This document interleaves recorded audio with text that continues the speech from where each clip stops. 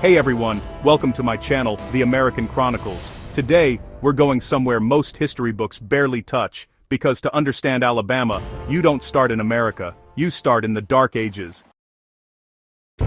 Yes, medieval Europe, shadows, power struggles, and systems designed not to free people, but to control them. Let me explain. When we hear Dark Ages, we think of castles and kings, but the real legacy of that era wasn't armor or swords, it was hierarchy. A rigid system where land meant power, faith justified authority, and ordinary people existed to serve the few at the top.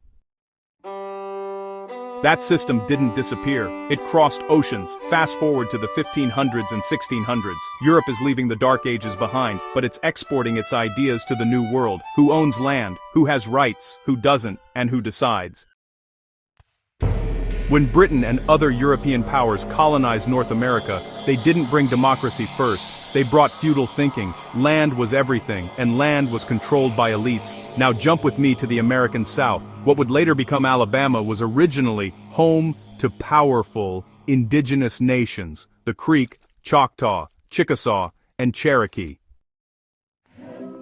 These societies had their own political systems, economies, and spiritual laws, but European colonial logic didn't recognize shared land or communal authority. Only ownership, only domination. That medieval mindset laid the groundwork for forced removal, broken treaties, and, eventually, the Trail of Tears. A dark chapter that reshaped Alabama forever.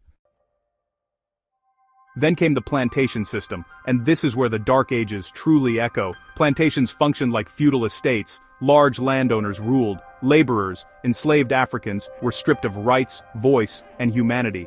Churches often reinforced obedience. Law protected property, not people. Sound familiar?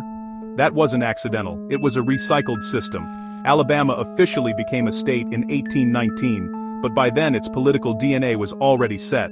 Power flowed upward, wealth concentrated at the top, and race became the tool used to justify who belonged and who didn't. Politically, this meant a government designed to protect landowners and economic elites. Socially, it meant rigid class and racial divisions. Economically, it meant dependence on agriculture, exploitation, and later, resistance to change. Even after slavery ended, the structure remained. Jim Crow laws weren't new inventions, they were medieval hierarchy in modern clothing. Different rules for different people. Legalized inequality. Control through fear, law, and tradition. And here's the suspenseful question you should be asking. How much of that system still shapes Alabama today, from voting laws, to education gaps, to economic inequality? The past isn't past, it's layered beneath the present. Alabama wasn't just formed by American ideals, it was shaped by old European power systems, baptized in religion, enforced through law, and defended by tradition. And understanding that changes how we see politics, culture, and conflict, not just in Alabama, but across America. Because once you recognize the pattern, you start seeing it everywhere. And in the next episode, we'll break down how resistance movements in Alabama tried, and sometimes failed, to break free from that ancient system. So, if this made you think, if it made you uncomfortable, or if it made you curious, make sure you like, subscribe, and stay with the American Chronicles, because history doesn't just explain where we came from, it explains why we're still fighting.